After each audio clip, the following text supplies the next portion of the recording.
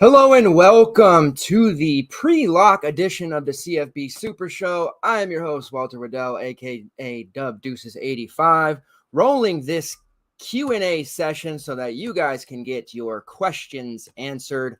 You guys hanging out with me this morning.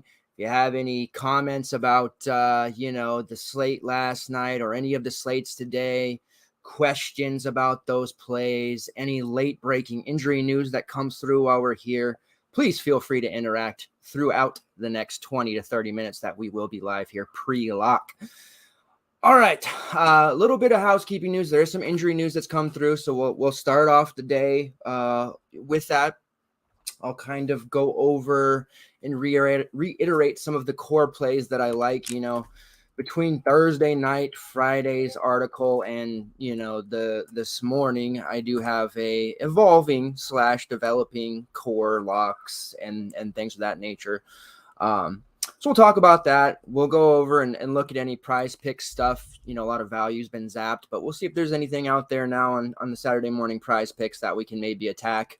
And then last, props, any betting stuff, all of that. We'll kind of just talk about it all here, and hopefully we will have a great Saturday. Last night was pretty decent. So we want to continue that. Looking for the elusive takedown today, whether it's on one of the 4 slates here. I will continue to offer up the FTN swag that I have for anyone that watches the show, comments in Discord, or comments on the YouTube on-demand version of the show. If you are in a tournament that is 100 or more people, I will drop some swag and ship it to you on my dime. So let's get into it and talk about some of the injury stuff that has come up, the more relevant to the slates first. So Ohio State, JSN, cannot seem to get healthy. We know that. He is out. And then a little bit more surprisingly, as it developed here late, Mayan Williams, after scoring 1 million touchdowns last week, is going to be out for Ohio State. Trey Day Henderson still limited. Sounds like he may have a pretty solid shot to play. Even if he does, it's not like he's going to be usable because I don't think the touches are going to be there. They're looking to maybe bring him along slowly. And here against Michigan State, the game may be out of hand by halftime. And if so, there's just no reason to risk re-aggravating him. So that leaves RB3 Dallin Hayden, who is 3.9 on DraftKings. I was kind of hoping he would be, min price, but he's had some good games in the blowouts and some late game run. So he could potentially see like a 10 to 15 touch type of game, and this environment may favor him a lot. See, against Toledo, he actually toted the rock 17 times for 108 yards and a touchdown. But after that, he's been, kind of hitting around that 7, 8, 9 touch mark and in blowouts and not generating a ton of yardage necessarily, but he is in the game. He is a value if you need it. There are a lot of different ways to build today. The last aggregated ownership that I ran, there's just so much spread out. There are like maybe 2-3 guys who are really, going to be very popular in the industry. And then it's a lot of 9 to 21%, rostered guys. So this is going to be a fun slate. Many different ways to go. I do think running 2 cheap wide receivers in is going to be in your main lineup the way to build. And then, paying up for some fairly safe quarterbacks today also feels pretty good to me. Running back is wide open after Bijan Robinson. So Dallin Hayden is a guy that I could see using. It's the last game of the day, so getting that news in early is nice. We have some room to maneuver there. And I think Dallin Hayden needs to definitely be considered. We have some of this other stuff with, Miles Price being game time decision for Texas Tech. That's the other bit of news I want to talk about. Xavier White is projecting to be quite highly owned after his, big game last week once Price went down. We do want to tread lightly. I mean, he's only 3-4, so he doesn't have to do a lot, but you're looking at the rest of his game logs, only 2 catches as a max. This Texas Tech offense will be fairly spread out. This could be the game where Jerand Bradley actually returns to the WR1 status that I have been waiting for him to get back to. But with the amount of people on White, it just makes way too much sense in large field tournaments to completely fade him. in your high dollar stuff or head to heads and things for a blocker, you may have to go that direction. But there is a myriad of options between 3-4 and 4-9 at wide receiver that I would be fine with. At least 7 to 8 different options, and I can kind of hash out some of them here today that I'd be fine running in my main build. So don't feel pigeonholed into running Xavier White, who can be considered a little bit of to borrow a term from Blickel, Alex, our guy who does everything analytically for FTN, fragile chalk. I would certainly tag him as fragile chalk. Other injuries to report, Seti Tillman is out for the Vols. Bump for Ramil Keaton, who is also very cheap. Bump for Brew McCoy, who had a nice game recently. And a bump for Jalen Hyatt. I am still worried about this LSU defense. It's definitely been good, but it could be just on paper good. They did really shut down, Will Rogers and that Mississippi State squad. They've had a couple of games against teams who are not that great, so we do have to take some of these numbers with a grain of salt. But Auburn, they pretty much held down.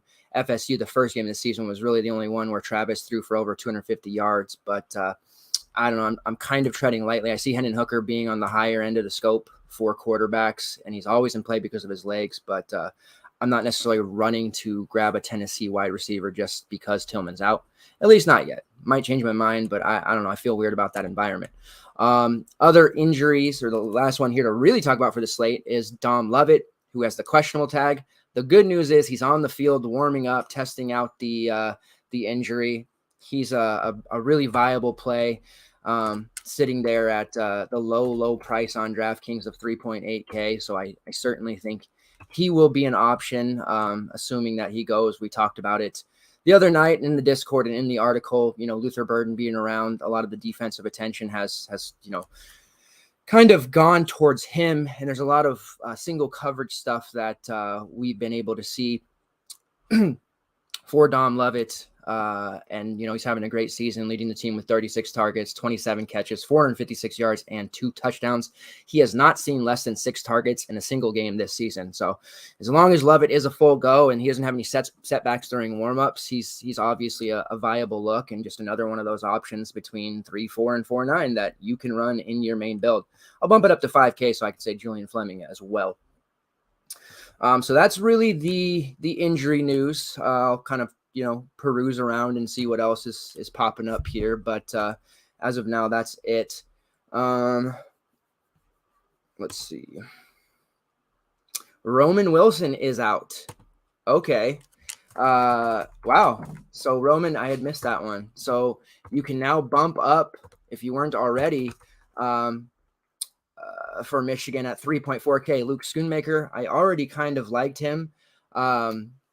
Because, I do think Michigan, they're going to be able to do whatever they want. There's been a lot of talks and amongst beat writers and message boards that Michigan may try to throw it a little bit more today, just because, getting McCarthy ready for some of their stiffer, competition and allowing him to kind of get more comfortable dropping back and making passes instead of just going to Corum and Donovan Edwards. Maybe he gets closer to 30 passes today, potentially. But not having Roman Wilson affects that. But 3.4K for Schoonmaker, another value that you can definitely use. Have to bump up exposure on him.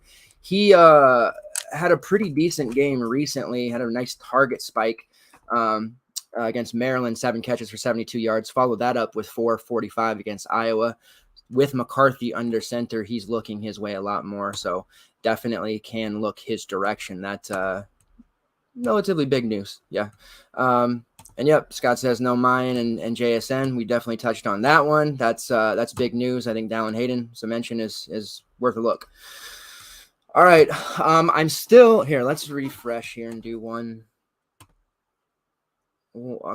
3 different sources that really, project ownership, and college sports is a tough sledding when it comes to trying to project rostership, ownership, that kind of thing. So take this stuff with a grain of salt. You can kind of tell where things are going based off of what Talker is going. So looking at quarterback, the top 3 that I'm seeing, I'm high on Spencer Sanders, by the way, which has just got damage written all over it. Hendon Hooker, CJ Stroud, and Spencer Sanders, but a lot of them are between like 10 to 19%. So you can really go a lot of directions. Donovan Smith, Max Duggan. My top three, as I mentioned on Thursday's show, are still pretty much the same between Spencer Sanders, Will Rogers, who I think is going to really hammer Arkansas. The nice thing, even if it turns into a blowout, Mike Leach is not one to pump the brakes. He will continue to throw the ball, even if they're up 25, 30 points. So I'm not really worried about that. And then the third quarterback for me was Quinn Ewers, who projects really low. I'm probably not going to use him in my main because I don't want to get too cute, but in a GPP, running that triple or even a quadruple Texas stack makes a lot of sense. This rivalry game against the Sooners, there's a lot of intense bad blood, and I think that he'll have an opportunity to throw for 3-4 touchdowns potentially. I know Bijan Robinson is a big play, obviously. A lot of people are expecting him to go off, and he should. But there's just going to be enough for everybody in this offense to eat against this Oklahoma team. And they're going to want some revenge for some of this past, stuff that's gone on between these two. And I think that we'll see them continue to keep throwing, continue to keep trying to score, regardless of what happens with the game script, score, all that good stuff. One second here. Directing traffic. All right. At running back, the popular options, obviously Bijan. Quinshon Judkins is getting a lot more chatter. That's, Jake and I's guy for a while. 6'4", great matchup against Vanderbilt. I don't need to really rehash all that. You guys know from the Thursday show, he's a fantastic option. And then I'm seeing quite a bit of love for Rocket Sanders. And I think a lot of that's just coming down to the fact that KJ Jefferson banged up / maybe not even playing. And if he does play, how good can he actually be? And they may just rely on Rocket a lot. 6'2" is a great price for him. Mississippi State's pass defense is definitely the strength of their defense. Running isn't. And we could see Sanders do some things. So at 6'2", that makes a lot of sense. And then you've got your Devin Neal, Blake Corum, Kendre Miller group. A lot to like here. At wide receiver is where it gets really fun. There's just so many cheapies. You see that the Ohio State situation with JSN out means that Emeka Egbuka, Marvin Harrison, Julian Fleming, who I really like. Jake and I are both in alignment there at 5K. Now that he's healthy, he's seeing a fair amount of targets. The 3 games that he's played, Stroud has been looking his way. That has also coincided with some of the dip in production for Emeka and Marvin. In the 3 games played, Fleming has caught 11 of his 14 targets, 79% catch rate, roughly 141 yards and 4 touchdowns.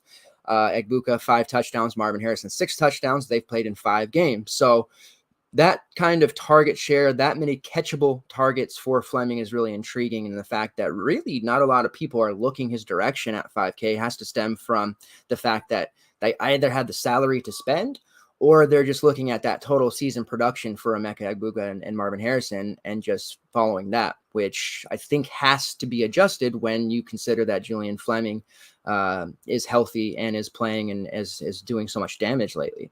And now the fact that they don't have Mayan and Henderson, I really question the fact if they're going to play him a lot. This Ohio State team could end up just, dinking and dunking down the field a little bit. That seems to favor, Fleming a bit more. And I think that it makes too much sense to save that, almost 2K on Fleming to Egbuka and just use it somewhere else to get yourself a better running back, depending on what you're doing at quarterback. And this way, you have some flexibility with some of this injury news that's going on. So that's the way I am pretty much looking at it for Ohio State, but I will have exposure to all of them, definitely. Other receivers, I guess let's run through the cheapies. Xavier White's going to be a popular one, depending on that Miles Price news. He's cheap. He went off last week. A lot of people are just going to go there because of it. Dom Lovett, who is only 3.8, he's very cheap. He's warming up. He's a great play. Ramel Keaton at 3.8 because of Nosedi Tillman. I do really like Dalton Kincaid with Brant Kuthi out for the year for Utah. The tight ends in this offense for Utah. Cam Rising is very, very efficient, and he does throw a lot to the tight ends. Kuthi was second in the team with targets with 30. Kincaid was third with 24 between the two, almost 60 targets. Both have 19 catches. Kincaid 257 yards to Kuthi's 206. Kincaid 5 touchdowns to Kuthi's 3. Kincaid should absorb a lot of Kuthi's work. Like, we're talking 60 to 70%. I don't think it's going to be a situation where, the tight end 3, who is it? Thomas Yasmin comes in and starts taking all this work. Money Parks, who has a badass name, the WR5 or 4 for Utah, getting a few more targets. He's kind of a cool guy. Money Parks is somebody that I wish would be more of a focal point, because that could be a fun tilt.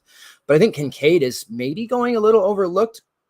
If you think, Mr. Efficiency Cam Rising is going to do some damage here, the running game of Utah is kind of taking a step back slightly on attempts, at least. We've seen more Micah Bernard. Tavian Thomas is not, he missed that first half a couple of weeks ago, and just kind of some weird stuff going on there. I think at 4-4, Dalton Kincaid probably catches a touchdown against UCLA, and he probably goes for close to 20 fantasy points at a really high rate, maybe more than people expect.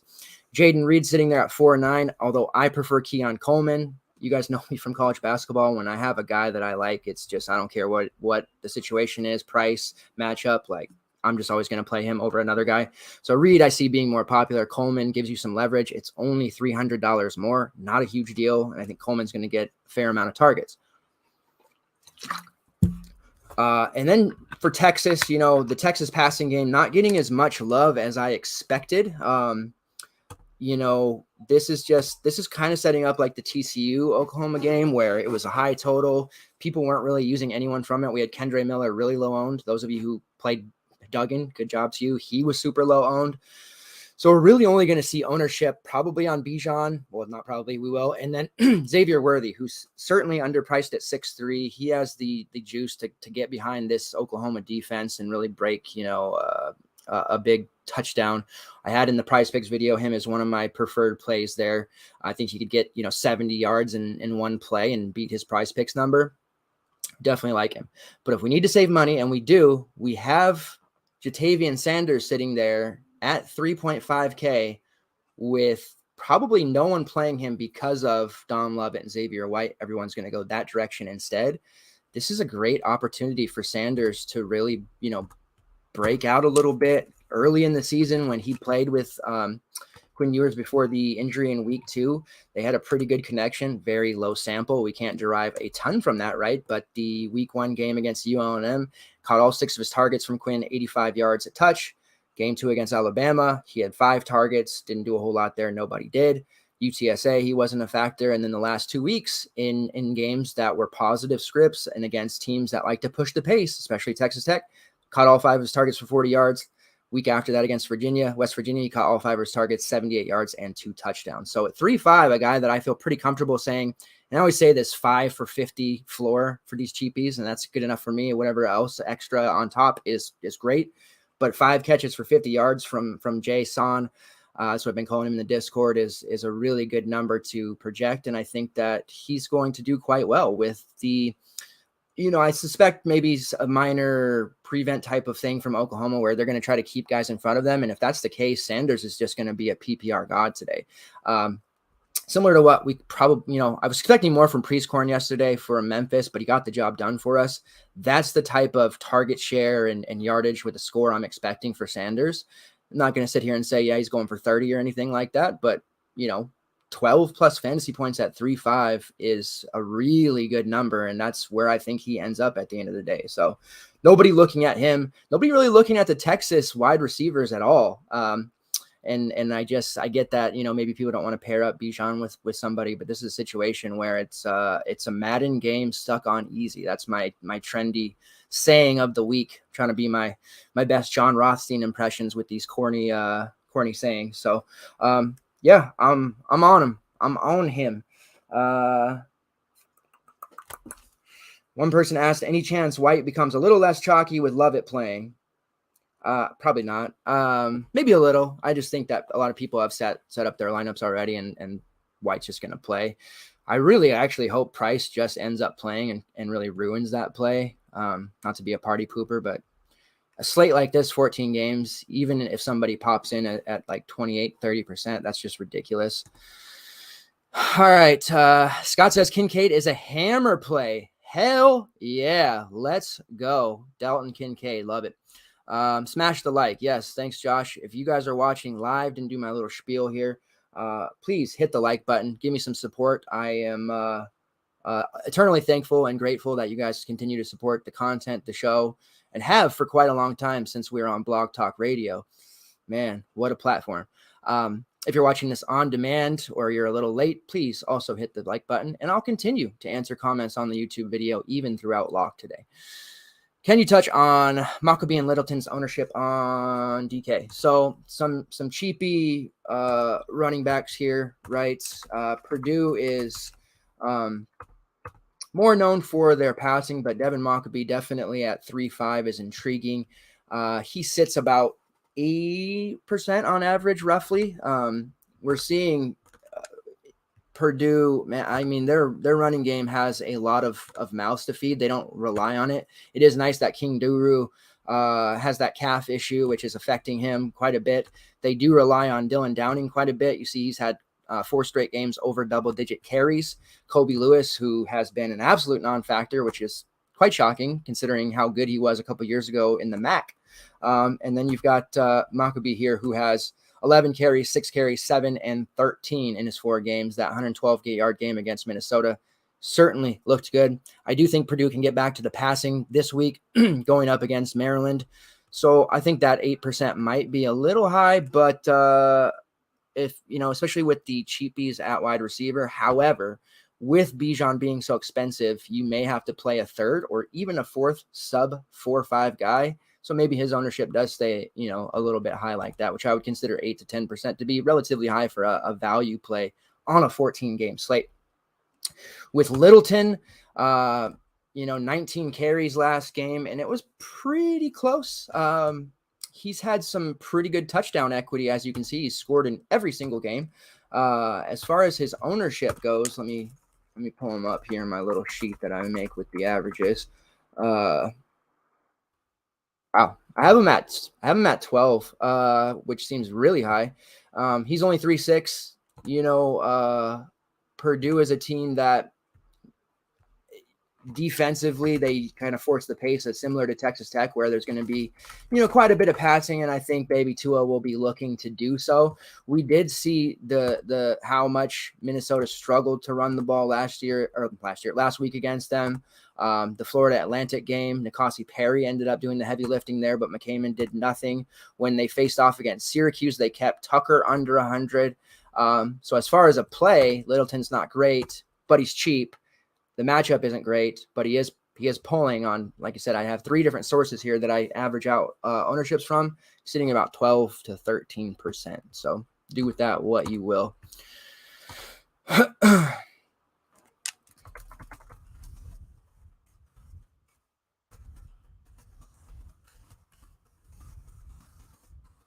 right. J. Craig asks, Schoonmaker or Sanders? I still like Sanders over him, but both are great. Those two with Dalton Kincaid is looking really good. He also asked, any concerns with CJ Stroud with the win? No, I don't really, unless it's like a complete storm and like it's like you can barely stand without being, pushed the other way. Typically don't worry about the wind on stuff like that, like I would on golf or something. James says, I'm more comfortable pairing Bijan with a cheap wide receiver like Sanders than Worthy. Makes total sense. Speaking of pairing, I want to see what you guys think about this. Somebody mentioned in the Discord this morning, because I'm really high on Spencer Sanders. I realize the rest of the industry is. He's popping up a lot. But to me, when I read in my articles, I have like a player pool that I like to write up. There's some players I won't write because they're a little bit on the outside, but I still think are a viable play. One that I didn't write was Dom Richardson, but we did talk about him on the show, and he is somebody who's viable. I think it's a disservice for me to list every single player, obviously, but it was interesting because they mentioned that in optos and stuff, Spencer Sanders was popping into a lot of lineups with Dom Richardson. And I, of course, don't necessarily worry about, this position pairing with this position like you would in the NFL. And I think in college, running a quarterback with his running back is very viable a lot of times.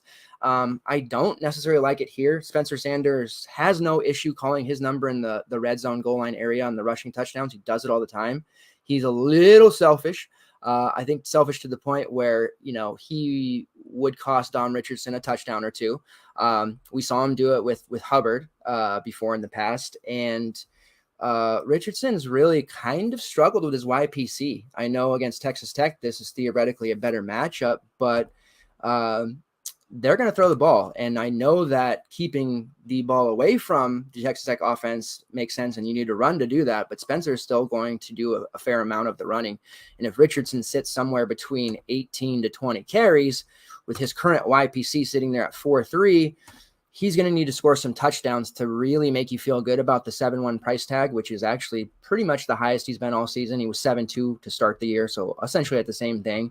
20 fantasy points out of him certainly wouldn't hurt your feelings, but I'd like to see a little bit more out of him. The good thing is he is catching passes. He has 12 receptions for 110 yards on the year. And he is certainly playable. I would only play him, though. I mean, pairing them together in a GPP lineup or something, sure. But I would only use him if you're planning to fade Spencer Sanders today. I don't like the idea of playing them together. And normally I'm pretty, I'll use the term liberal when it comes to pairing quarterback with running back, but not in this situation.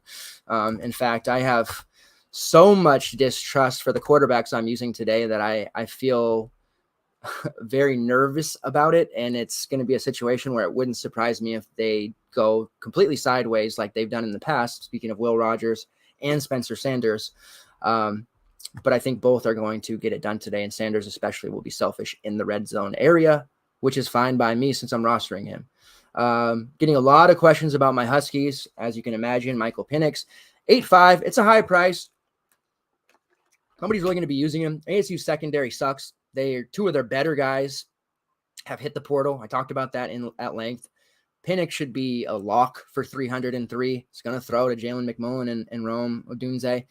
As much as I want to play my guy Rome, I'm finding it hard to do with the pricing. And I'm just ending up going pretty cheap at wide receiver with two cheapies and probably Julian Fleming. So Rome's not ending up in a lot of my lineups, but in 3 max, large field, any tournament type situation, running Penix with Rome or Penix with McMillan or even all 3 of them together is a big time power move and could very well lend you an opportunity to be fighting for a takedown. So keep that in mind. Washington's just not pulling a lot, and ASU defense isn't great. On the other end of it, ASU, the Huskies haven't been able to tackle worth anything. So maybe Emory Jones gets it going. Would rather play as props.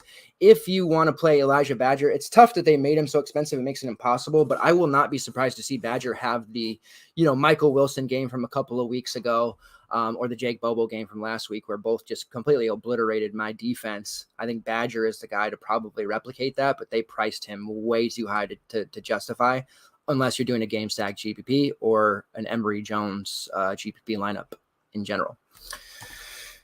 All right, let's see what else. What else is out there?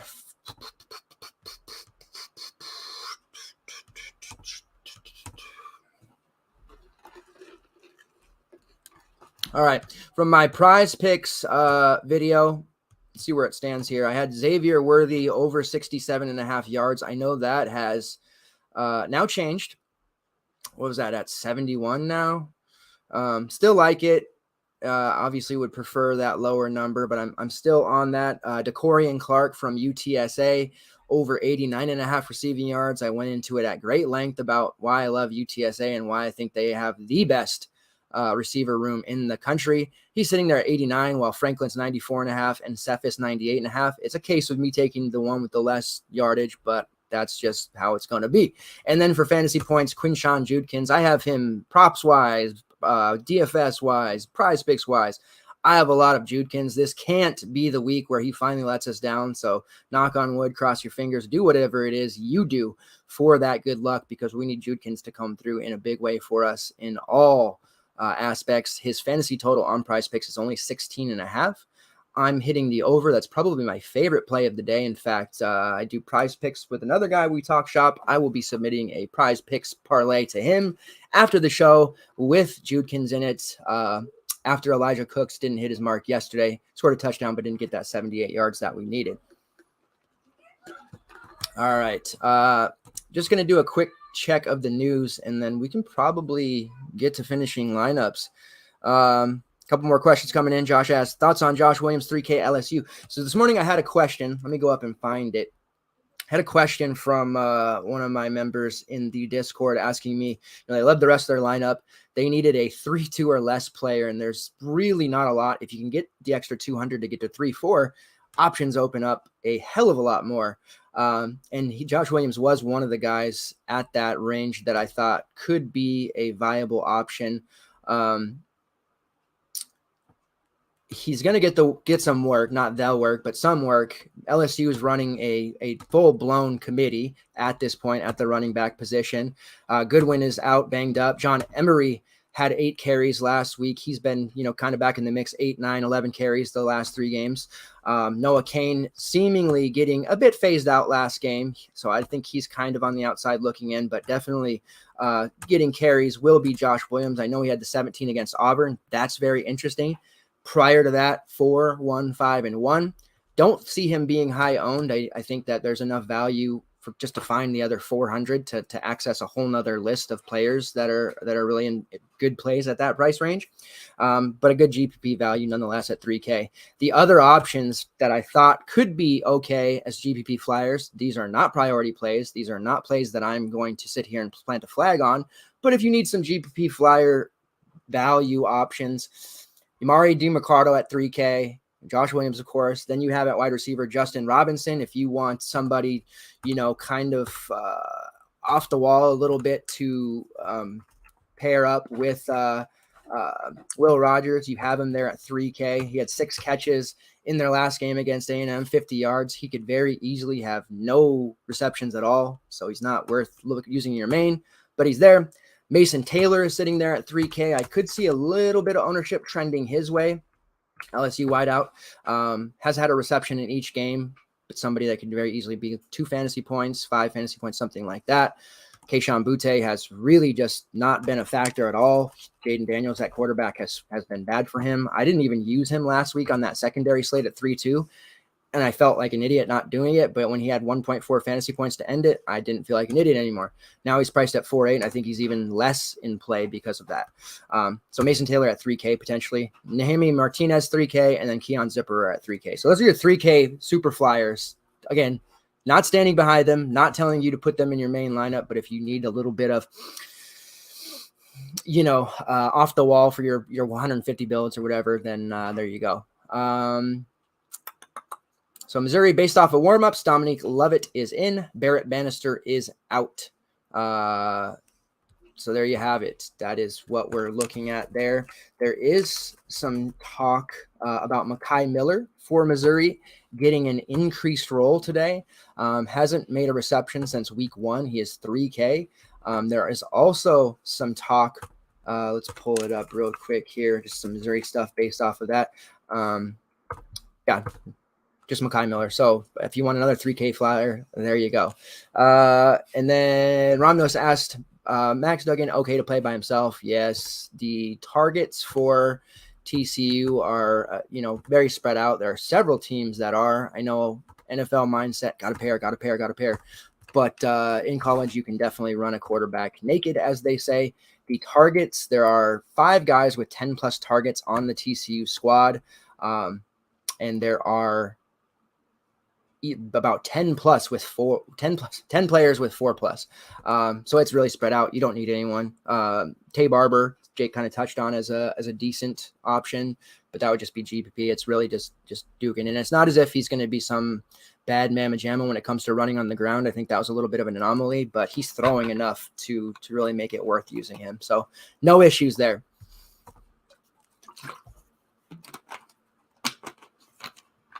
Chase asked, favorite 7K quarterback. This is good. Keep them coming, guys. I got probably another 5 minutes in me before I need to finish my lineups. Favorite 7, so exactly 7K and under. Shoot. Donovan Smith. If you can find more to get up to, the mid 7K guys, that would be great. But yeah, Donovan Smith is the guy there at 7K for me over Jalen Daniels. that some people still like. TCU defensively not a juggernaut by any means, and with Jalen Daniels kind of losing ownership, this will probably be a week he gets back to him, but I just trust the volume of Donovan Smith a little bit more.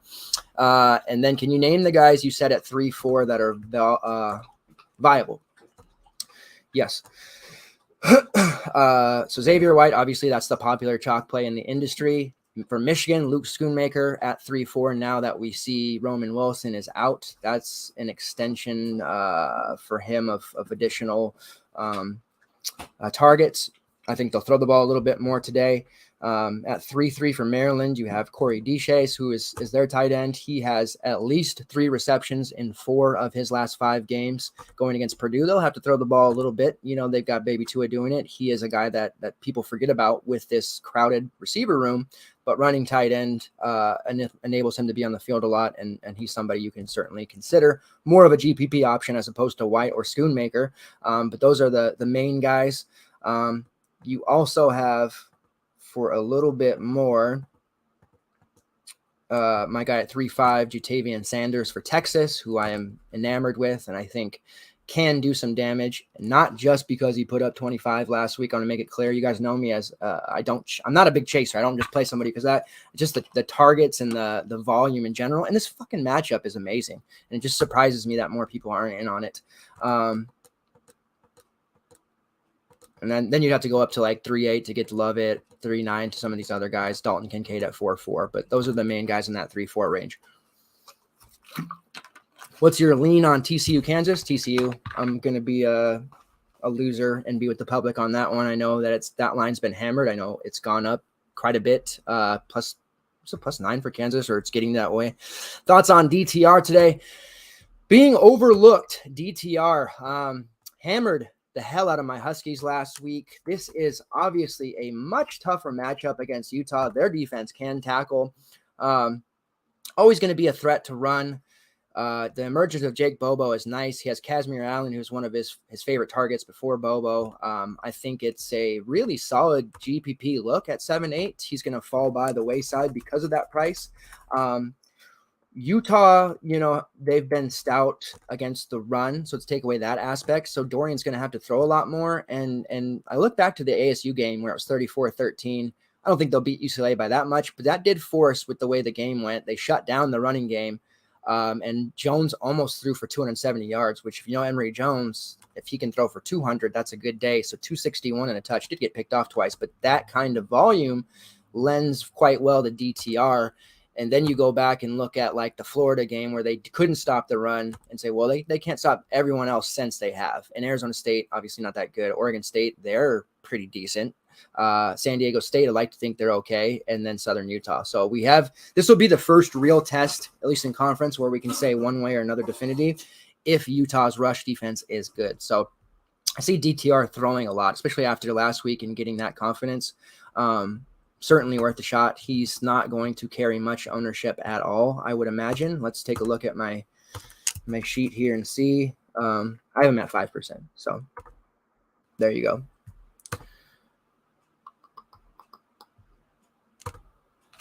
All right. We're getting up to 8:40 here. I got to submit some lineups. So get your last minute questions in here. Let me just see if there's any other news that I am missing.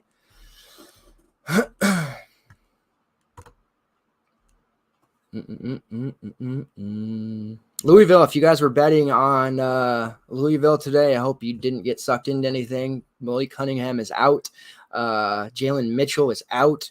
Tyon Evans is questionable. Trevion Cooley is going to get a lot of the runs, and this will be the first game where you can maybe bet on Virginia, but it still doesn't feel great. So just keep that in mind if you're looking for a side to bet. All right. Let's go to PrizePicks real quick, and then we'll get out of here. I have some additional plays that I'm adding. Jatavian Sanders over 3.5 receptions. That is a big one for me. I can't get away from that one. Again, over 3.5 receptions. Jalen McMillan, let's see what they have him at now. I'll give you the most up-to-date, accurate number possible. Over 64.5 receiving yards. That's better than you can find in the prop market on Boyd. Will Hill or DK. So I love that. Over 64.5 receiving yards. Keon Coleman's gone up a bit, so I'm not going to list him. And then again, Judkins over 16.5 fantasy points. In the prop market on DraftKings, we can get Jatavian Sanders over 37.5 receiving yards and Jalen McMullen over 65.5 receiving yards. I have both of those. And then Cam Rising minus 113, pretty decent. Over 1.5 passing touchdowns going up against UCLA. He should certainly hit 2 touchdowns there passing the football. Other bets that I'm on in case you want to tail, Washington Huskies minus 14 versus ASU. The total in that game was sitting at 57 when I submitted that, over 57 points. I think both are in the 30s. That should sail over 60 quite easily. Both defenses pretty well stink. The Huskies are my team, so I can talk that smack if I want to. And then the other one that I was really looking at was North Carolina at +3. I had a little SGP single game parlay going there. They're +3.5. The total is 66. North Carolina games tend to, be in the 70s. I'm a believer in May. Finally, Miami's kind of going in the other direction. Tyler Van Dyke was benched, so I like North Carolina to not only cover / possibly win, but that total to go over as well. So that is what I got for you guys. Total points in WKU and UTSA, yeah, it's like 78 million. That's going to be a fun one. That's why I'm on to Corian Clark. And Chase says, thank you for helping me finish my lineup. Absolutely. Good luck today. Appreciate it as always. Looks like some last minute news coming in here. Dylan Gabriel looking like he's going to play. Thanks, James. That makes the other side a little bit more competitive. So we don't see any, things get out of hand without him playing. But anyways, we have an article coming for the night slate from Jake Kuchek. I'll be in the Discord talking up the 3-game late night slate when that time comes, and I'll be around to answer questions and just generally tilting the slate. I do have to go into work for a couple hours, do the auction thing at my job. I've got some pickups to handle, but this phone here is basically glued to my hand. I'll be around. Thanks a lot, everybody. Appreciate it. Let's go out there and kick some ass, and don't forget, FTN swag up for grabs. See ya.